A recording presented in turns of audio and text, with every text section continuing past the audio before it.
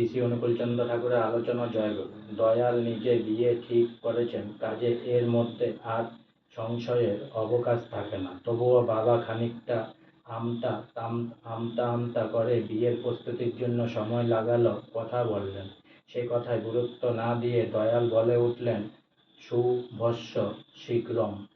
এই বলে দয়াল দেরি না করে তাড়াতাড়ি বিয়ের ব্যবস্থা করার আশীর্বাদ করলেন। পরম পিতার ইচ্ছায় মঙ্গলে দৃঢ় বিশ্বাস নিয়ে আসামে ফিরে গিয়ে বাবা সত্বর আমার বিয়ের ব্যবস্থা করলেন। বাবা তখন চাকরি ছেড়ে দিয়েছেন যাতে সব সময় দয়ালের কাছে ব্যাপৃত থাকতে পারেন। চাকরি নেই, তাই আর্থিক সচ্ছলতার অভাব, কিন্তু তার মধ্যেও দয়ালের দেওয়ায় কোনো মন্ত্র বলে যেন সব ব্যবস্থা হয়ে গেল। ভূতের যোগান দেওয়ার মতো ব্যাপার।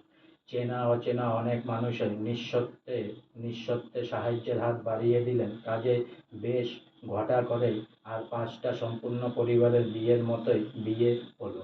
আজকে আমার শ্রী অনুকূলচন্দ্র ঠাকুরের আলোচনা এখানেই সমাপ্ত হলো। তাই অনেক অনেক সাবস্ক্রাইব করুন, অনেক অনেক লাইক করুন, অনেক অনেক ভালো থাকুন, অনেক অনেক সুস্থ থাকুন, অনেক অনেক আনন্দে থাকুন, অনেক অনেক হেল্প করুন, আর সঙ্গে বলুন জয় গুরু।